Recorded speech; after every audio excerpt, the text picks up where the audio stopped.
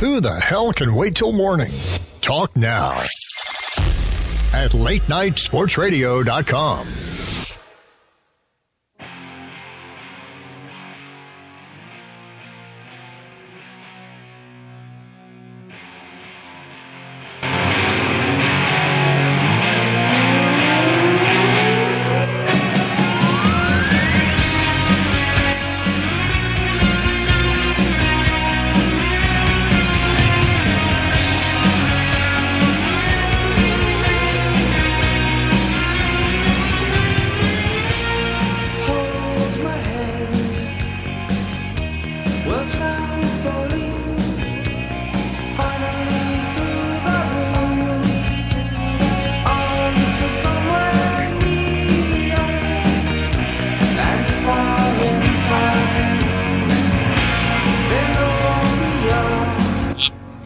Back again on LateNightSportsRadio.com, at LN Sports Radio, and at Johnnie Bobbo.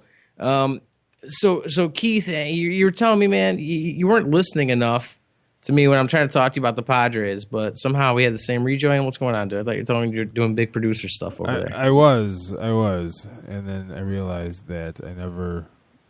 Because you sent me a bunch of songs today, and I didn't know they were sitting in the Dropbox folder. See? So I'm trying to do multiple things at once, and I didn't get it into the player in time. God, you're so lucky you sound like Dr. Drew. You just make everything okay. He was on ESPN the other day about L.A. He did a little skit for them about L.A. getting an NFL team. Oh, God. Treating it like a relationship. How about the Milwaukee Bucks? Apparently their governor, he's trying to give them a new stadium. Is that what's happening over there in Milwaukee? Good for them. Why not? And why shouldn't the Bucks get a stadium? I mean, because they suck. They've won a whole 27 games this year. I mean, they're over 500 in the Eastern Conference. That's the equivalent of being 400 in the Western Conference. Oh, yeah. No, hey, Eastern Conference, they're making a comeback this year. I don't follow basketball that much, but... Oh, and for everybody that was ready to write the Cleveland Cavaliers off, they're now on a 12-game winning streak and now are in third place, tied for third with Washington, ahead of Chicago. Yeah, that LeBron James guy, he's getting old, huh? Yeah. God, I'm so tired of saying his name. Jeez. Man, just, I don't know. He's one of those guys that's able to kind of get everybody on the same page. It was kind of the same way it worked out in Miami, where everybody wasn't on the same page, and then he did enough work with everyone to the point where, everybody got comfortable. He kind of got he's really good. That's probably the one thing that I have to say that I really enjoy about at least his game is that rather, than being the superstar that's going to hog the ball all the time, he's always looking to get everyone else involved and making sure that other people are comfortable and in their game and can find their groove. Because he understands that, when other people are in your groove, he's going to be able to take control of the game regardless. But if he gets other guys that are going to, then they're unstoppable. And that's something where, it takes them a little while to figure that out. And I think you're watching them, man. They're figuring it out right now in Cleveland. Well, that's always been his biggest source of criticism from those that just want to tear the guy down, is that he defers way too much, and it's a double-edged sword, really. Yeah. Oh, absolutely. And I think you just hear that from people that just don't. I guess they understand the game, you know what I mean. But when it really comes down to it, you need to understand the team aspect of sports, regardless of what it is, whether it's baseball, football, basketball, whatever. It's all about people understanding what their roles are, and I think that's why LeBron. I don't know if he'll ever wind up coaching one day, but I'm sure he'll be phenomenal. I mean, look at this. Right now, they're on such a good roll, they're actually allowing their coach in the huddles now during timeouts and stuff. That's great. During this 12-game winning streak, they've only scored less than 100 points twice, and it was 99 against Portland and 97 against Philadelphia the other night. So they are clicking offensively, even when Kevin Love has a off shooting night, which is a sign of a really good team. So when one of your stars falls off, everybody else rises up. So you got it, man. And eventually he's going to find his groove too, And hey, don't worry. Sunday we get a 3:30 game against the Lakers. Ooh, yeah, So- maybe they can take him to double overtime like the Bulls. What the hell? What's going on with the Chicago Bulls? Don't Have get you me have you started. like caught any of this? I know the Knicks are dumpster fire, but I mean, have you seen like all the drama surrounding like Thibodeau? And then you have all the issues with. I mean, Derek can't speak for himself. He's talking to his brother. When he does speak, you don't understand what the hell the guy's saying. It's really turned into a weird situation where. I don't know if Thibs just pushes guys too hard and they worry about minutes, but there's a big clash between him and the front office, and I'd hate to see, Thibodeau end up being the guy that leaves because if it were up to me, I mean, I'm sorry, Paxson and Gar Forman, those guys can say what they want, but when it really comes down to it, I mean, Thibodeau's an amazing coach. Oh, he is. But there's something about this team where they just don't want to perform when they need to. Like, I can't take the Chicago Bulls seriously when they lose at home to the Orlando Magic. Yeah. Who just fired their coach, by the way. So I can't take them seriously when they lose to the Kobe-less Lakers. Right. And that's the trip about it is the fact that they can beat anybody because I mean you just saw them do it the other day. It was back-to-back nights, and now then they come out here and they have 2 bombs, and it's like it's just they haven't been able to find that groove and whatever the mix is, and I mean a big part of it I think is that they're experimenting with kind of working with 2 fives on the floor at the same time because that whole Joakim Paul Gasol thing. It's really interesting because Gasol's a true 5, very slow-footed. At least he's able to score a little bit for you, but he's not really all that great defensively. And there's things that he can't do that Joakim needs to do, and it takes him out of his game. He's got that goofy tornado-looking jump shot, and it's just really an awkward situation, kind of watching them figure this out. And now it sounds like Taj might be on the trade block. We'll see what shakes, but man, it's really getting really murky and weird. Well, Pau Gasol is a much better offensive player than Joakim Noah. So offensively, yeah, but not defensively. And then the other thing too, you got to think, as much as I love Joakim because we've pretty much watched him evolve. This is a guy who came out when he was drafted, with the spinning bow tie that would squirt at you.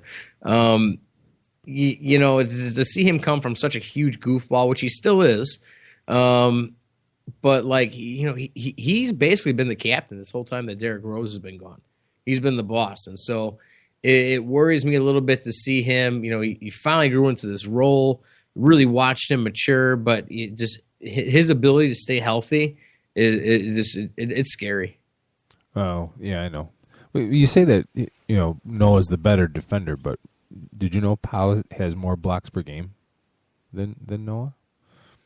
It's a number. You're gonna rely everything on the number. This is what we do, man. This is the Johnnie Bobbo Show. We explain the numbers. And he's got a PER of over 20. Noah's over 15. So in my mind, the two of them playing together, no one needs to defer to Gasol. Yeah. Well, you also need to think too. Like I said, Noah's having a huge down year. I mean, obviously those offensive numbers are never going to stack up, but when it really comes down to what he's been able to do this year, it's just been that plantar fasciitis, man. That and this everything else. It just seems like the injuries just keep stacking up with him, and it's just really hard for him to rebound. And it's unfortunate. But anyways, do you know when I hear Joakim Noah's name, what I think of? Hold on, I'm going to play you a clip here. Hold on. Caveman. Oh my God! You said that? No. That's what I think of when I hear Joakim Noah. Oh my God! That was from when he was with Florida, by the way, folks. Yeah, no, that's yeah, no, he's a scary looking man. I don't know what's going on with that hair, with that bun.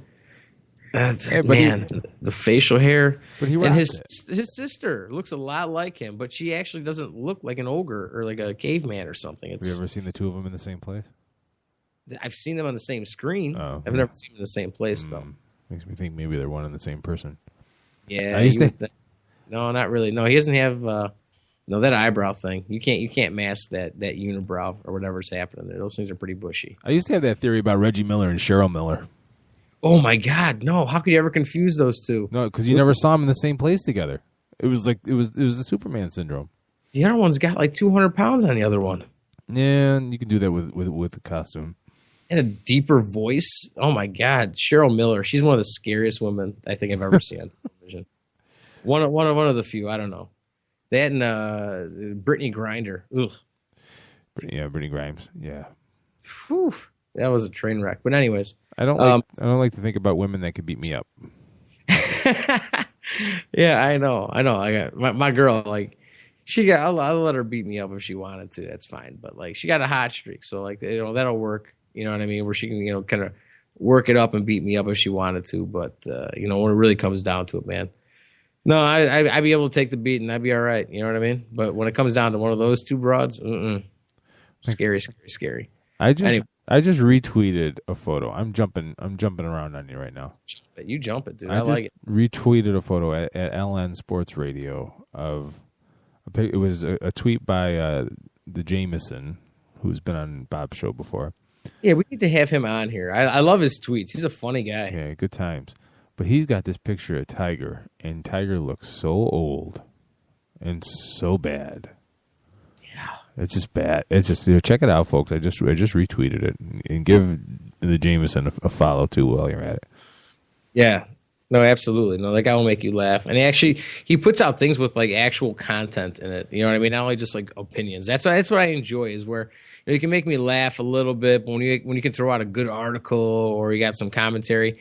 And that's a cool thing about the Twitter universe is the whole, being able to watch a game and participate and kind of comment with people along like online and being all like in the same. It's basically a big sports bar is what Twitter is, and it's fun when guys actually know how to use Twitter. I'm pretty bad. I don't do it enough. Agreed. But yeah, so basically what it comes down to, I got to get a look at this picture, man. I'm telling you.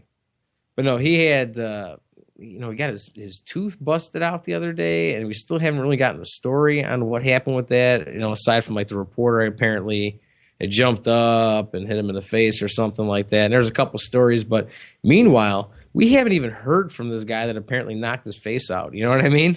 I need to know that story. Yeah. I need to know that story. I don't know, man. I don't know what's going on with that guy.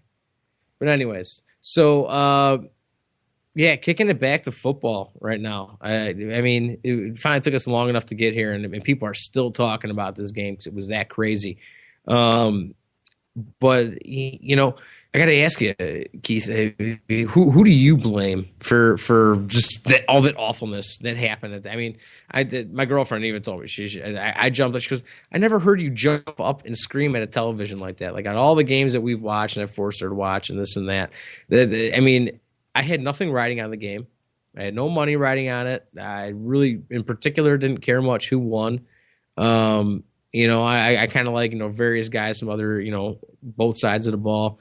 Don't like other guys on both sides of the ball, so it didn't matter much. And like the second it happened, it was like, what the hell are you thinking? It had to be the worst call in NFL, at least the Super Bowl history, right? It's got to be up there. It's definitely got to be up there, right up there with Ray Horton's decision to play prevent defense against the Steelers a couple years ago that allowed Santonio Holmes to make the game-winning catch and rob Arizona of a Super Bowl championship. Right. And I'll give Pete Carroll,